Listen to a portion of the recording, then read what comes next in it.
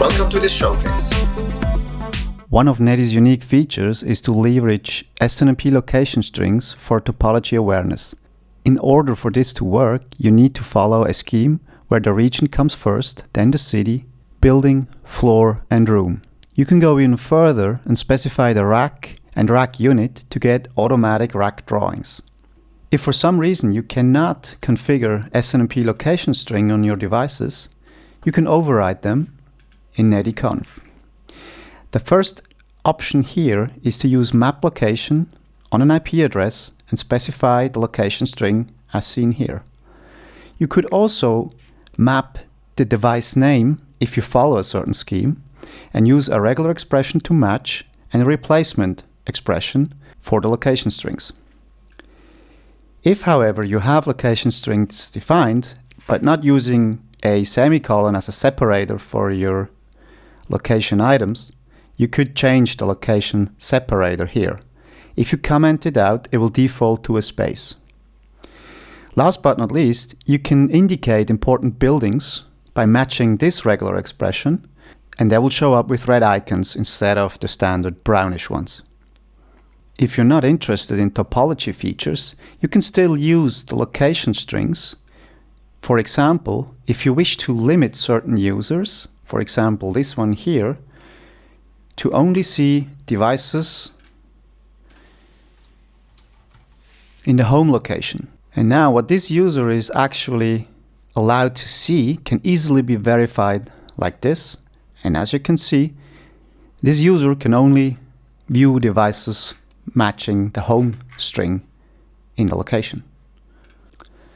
Now if I log in as Remo and have a look at the devices, I'm only seeing those devices even without any filter. Only devices matching home in the location string. Now I'll go back in as admin and look at the topology table. As you can see here, I already have two regions, and this is all read from the SNMP location strings.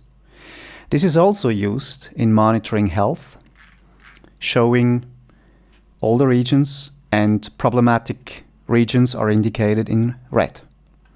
You can see here the alerts and event statistics will adapt automatically if I drill down into a region. As you can see, there is no such thing in the Florida region today. Another interesting tool, especially for smartphones, is the mobile health page, which works just the same way. Now going back to the topology table, there is a number of new options that might be interesting for you. First of all, devices not matching the location scheme will show up on the bottom. As you can see, this printer does not comply with our location scheme. It doesn't have a location in there at all. So let's just delete it for now. It's not that important anyways. So now you can see there is a pretty clean topology table as a result. Up here, you can change the look of this topology table.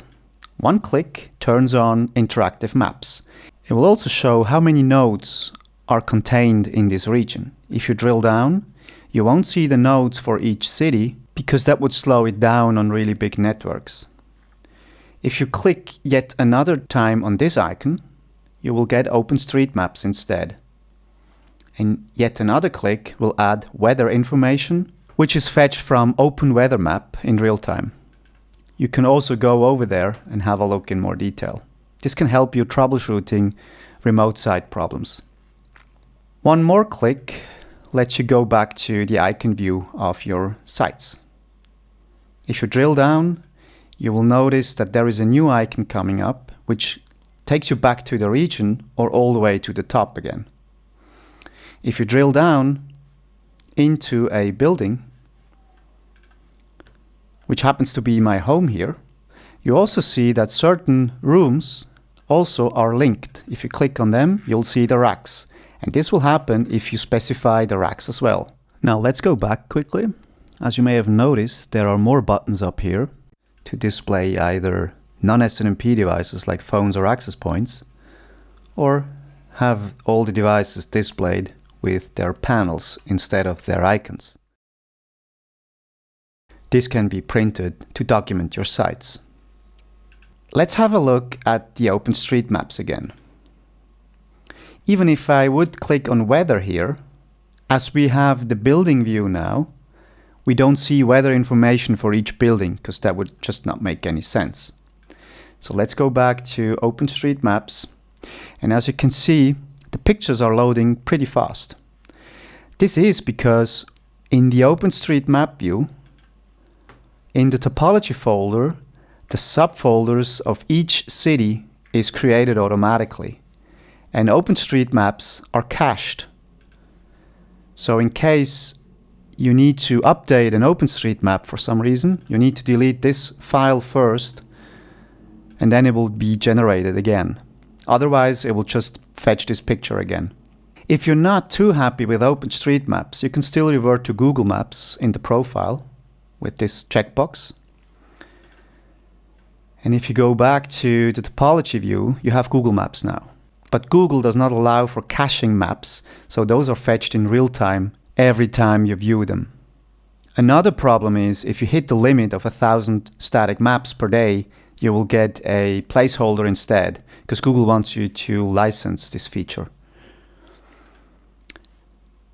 But nevertheless, OpenStreetMaps work pretty well now and provide similar functionality.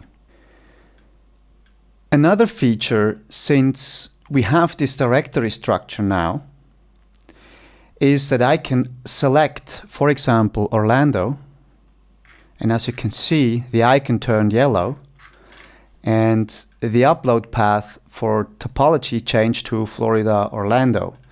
I can take a picture now, for example, this one, showing me the rack or the room of that site. And let's upload it now. It's been uploaded successfully. And if I go down here, I see this picture. It should be the building name with spaces or dashes removed, the floor, and some additional description if you want. You can still check this picture like this. But now, if you go into the topology view of Orlando, iDrive, you see this icon here, which is the very same picture again for a interactive documentation of your site. Now let me go back to displaying cities, and if you have problems getting the right maps to show up here, you can first of all delete those cache files here. Please note that there is a 160 by 120 version and a 240 by 160 version of this map. This depends on what you've set here, whether it's medium or small graphs. And this lets the size of those thumbnails vary as well. However, if you want to fix a wrong map here, you could go to the location editor, select the region you want to work with and the city, and then you can turn on geocoding. And as you can see, those coordinates turn up green now, meaning it's actually fetched from Google. And you can drag this pointer here to the correct position, add the location, and now you can see we've got a city icon instead. The coordinates are black, meaning we actually got the coordinates in the database now. You can look at all the locations in topology locations, just like that. And you'll see this is the Zurich location we just added. We can add the display of the coordinates. As you can see here, we can also add displaying files, for example. And you see a bunch of images. Now this can be also PDF documents or whatever you want to put up there. Now remember that image we uploaded to Orlando iDrive? That would be this one here, can be viewed as well. Last but not least, if you do have a series of locations you want to have documented, add a Google map.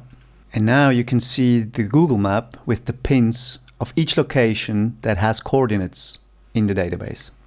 Now, the topology editor can also be used to put locations on a background image, but I will explain that in the next tutorial when we really talk about creating some useful maps. Thanks for watching. I hope you liked it. Bye now.